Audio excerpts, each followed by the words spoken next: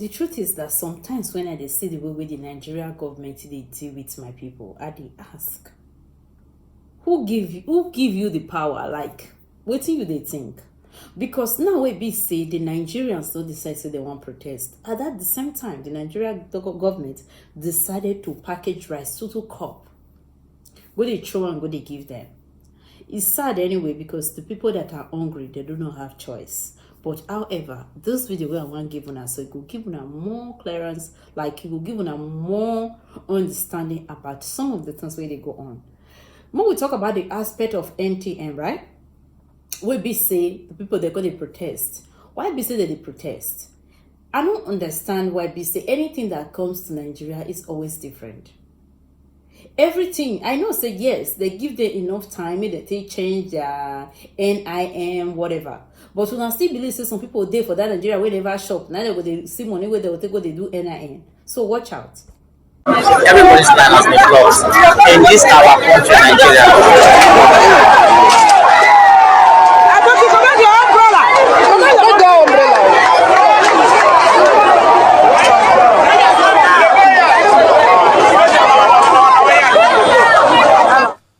This was unfortunate. We got footage from Osun State, Osogbo, that was Festac. But, you know, the issue has been resolved, as I heard from yesterday. But in the meantime, fuel queues have returned. In many stations are currently dry. There's scarcity in Lagos, Ogun, parts of Abuja and Niger State, and some other states across the country. There are reports that black marketers have taken advantage of the situation, selling as high as 1,300 naira per litre and 1,500 naira per litre in parts of Lagos and Ogun states. Well, NNPC has said that the fuel scarcity is as a result of a hitch in the discharge of operations of a couple of vessels. But of course, you know that Nigerians are going to link this to the nationwide protest that has been going, you know, that has been announced, scheduled for August 1st. Let me take Omoyele Showere's tweet. He wrote, "For crisis has been introduced to stifle Nigerians, planning end bad governance in Nigeria. Telcos, MTN, Glow World, Airtel Nigeria are deliberately targeting Nigerians to slow down their ability to communicate and mobilize. Nigerians are determined more than ever to end bad governance in Nigeria." I mean, can you blame Omoyele Sowore at this point with that information? But as we have talked about, you know, Ajuri Ngelale was on television yesterday saying that Tinubu is backing a peaceful protest.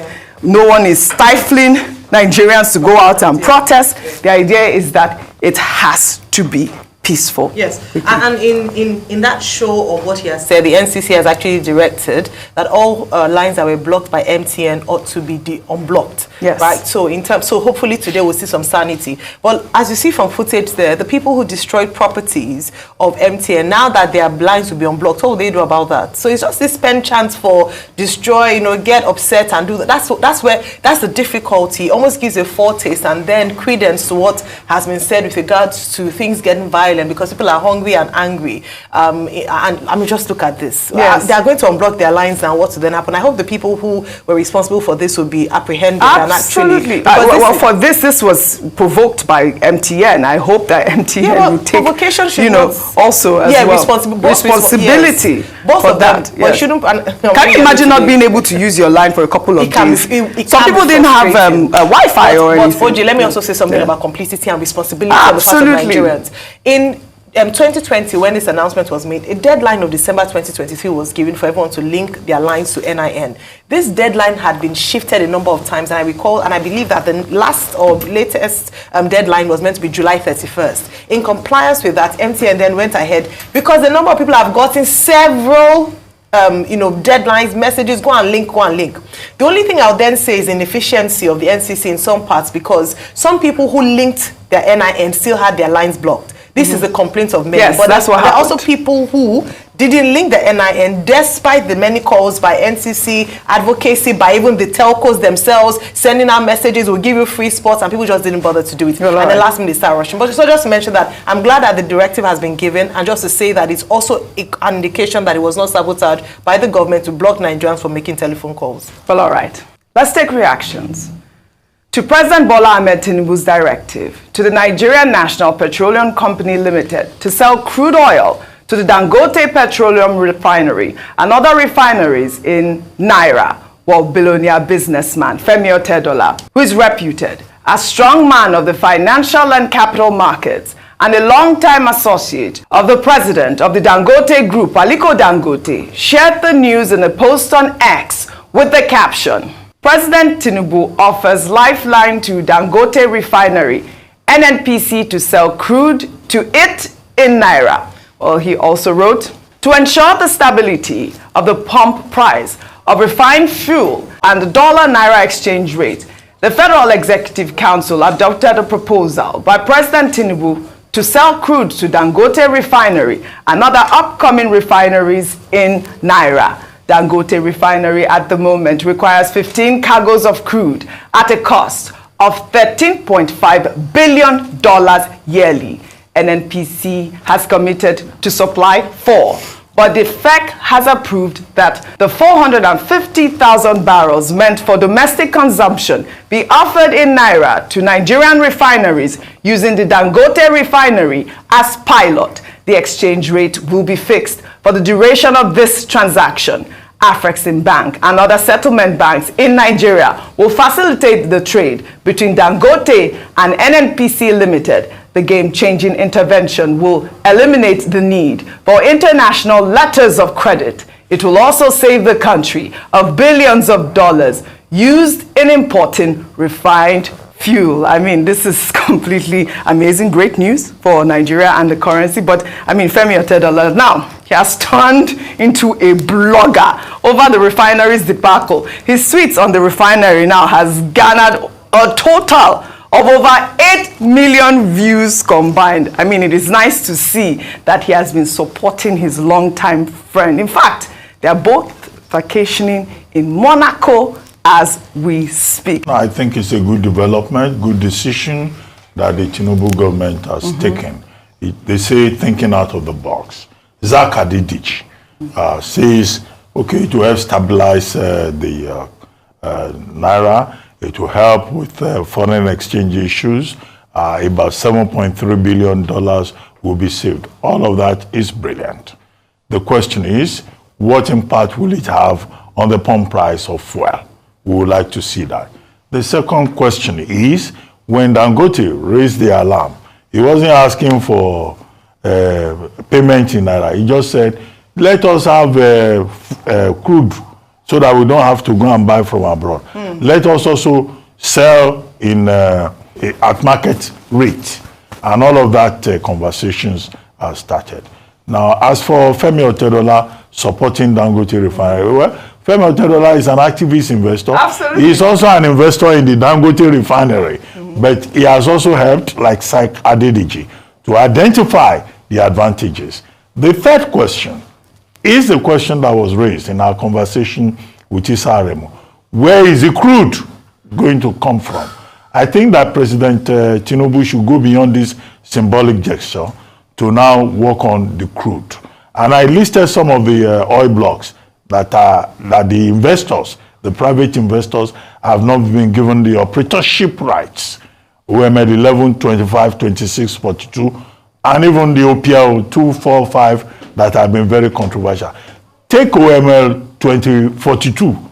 The community is fighting NNPC over it, to such an extent that NNPC in the last few days had to give them a generator of about 2,000 capacity megawatts just to help that community. So there are community issues, there are production issues, because if you need 650,000 barrels for Dangote, 450,000 for the local refineries, then of course you have to be able to have access to crude oil. And NNPC Limited, with local investors like Nestle Oil, Dangote, and all of that, you know, they have a sharing formula in some of those oil blocks. That also will have to be resolved. Right. That's why we can praise President Tinubu, that he has gone from symbolism to action. Yes, absolutely. Like I said before, it's great to see Femi Otedola always supporting Aliko Dangote in the way that he's been doing. Kudos to him. But you know, he's not only just supporting his friends, he also supports his children. Well, Femi Otedola showed off his dance skills as he joined his 3 daughters, musician Tolani, DJ Copy, and Temi, L'Oreal's first African digital ambassador, in a viral Swala Bam dance challenge. Let's take a look.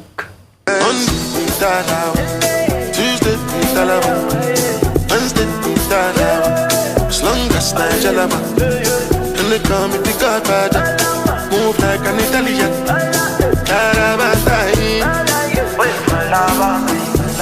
Have you ever seen a nigga like moi? Listen to Governor Adeleke. You will learn some moves. But he did well in that dance move, really. I thought so. That dance challenge. Yes. When according to DJ Copy, chairman dances Swalabam. Swalabam. That Yes. is the new dance. Yes. Before anyone can criticize Dr. Batu, show us the dance. If you can do I it. love Ayo's If you can comment. do it, you can. If you cannot. No. Let Otedola go and consult Dino Balaye or Governor Adeleke. Rufai. You forgot Rufai. Dance. I want Rufai will always take a dance challenge. Look at me. No, this one is Ngongo Chalaba. Well, all right. Kudos to Otedola. His daughters are beautiful. Yeah. Well done. But before we continue on what's trending, I wanted to highlight this front cover by The Economist showing United States Republican presidential candidate Donald Trump and his vice J.D. Vance, captioned, "Where will Donald Trump and J.D. Vance take America?" which was mirrored in a new portrait by Igboje Aige Mokwede and his wife Ofovwe, founders of the Aige Mokwede Foundation, which was set up in 2020 to promote an Africa in which all citizens are empowered to pursue their goals and aspirations, as well as contribute to the economic development of their communities. Igboje, as we all know, is a philanthropist and the chairman of Access Holdings, while his wife, Ofovwe, is a lawyer and also a banker with over 30 years' experience working in the financial and non-for-profit sectors.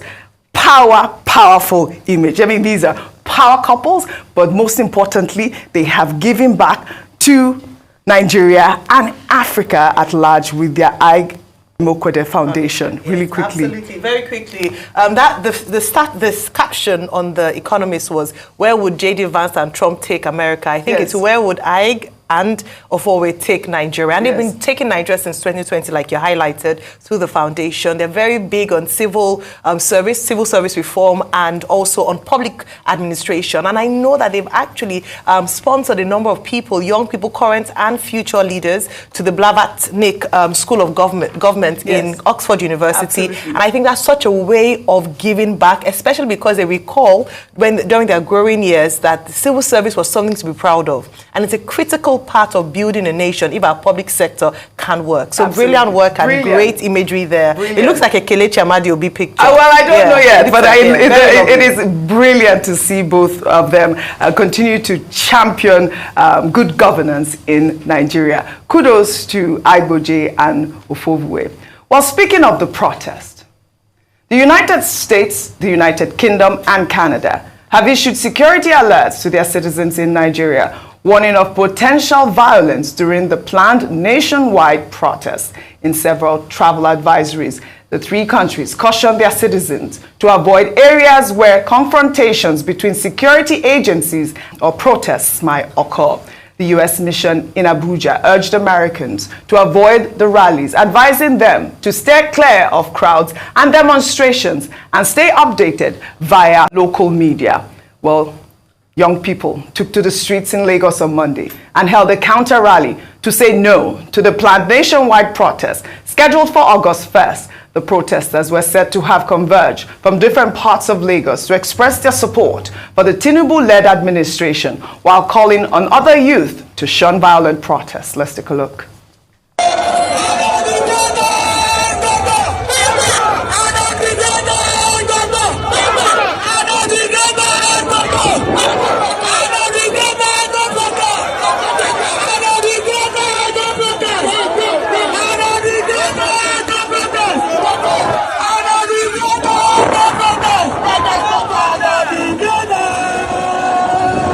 Well, they're out here, Rufai. You said what?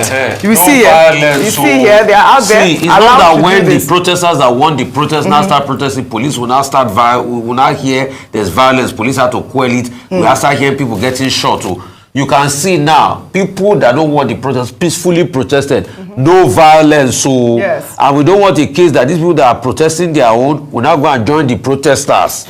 There was no violence because I'm seeing all the propaganda people are trying to even wrap around 2012. I love this that there were 12 people that were killed all over the country. In Lagos, there was no violence. It was only the killing of Demola Yaya Bato, and it was away from the protest ground. The Demola were playing football. Police was passing around there. They said they had blocked the road, and the skirmish occurred. And that police officer was there. So no violence now. There was protest in Niger yesterday. It was successful. No violence. Yes, I heard about that protest in Niger, but I tried to find the videos. I know the Independent covered it on their headline. No but violence. I tried to find that video. And they said these people protest peacefully now. But I love your point, Rufai, and which is why people are coming out to speak. But also, in the meantime, as we have talked about, you know, the reasons to cushion the effects of the hardship in the country, yesterday, President Bola Ahmed Tinubu has signed the new Minimum Wage Act into law, nearly 2 weeks after the president and organized labor unions agreed on 70,000 naira as a new minimum wage, while Senate President Godswill Akpabio, who addressed State House correspondents after the signing ceremony, said that the new Minimum Wage Act applies to the whole nation and that no Nigerian worker will offer services and be paid anything less than 70,000 naira. The National Minimum Wage Amendment is for the whole nation, for the federal government, for the states, for the local governments, for the private sector, and even for individual employers. So I think this is a great day for the workers in the country. We are not only doubling the minimum wage, we have added something on top. Initially it was 30,000, now it is 70,000. Like I said, this is minimum, this is not maximum. Any employer that has a capacity can pay as much as you want, but no Nigerian worker will offer services and be paid anything less than 70,000 from today. That is the implication of this act. It applies all over the nation.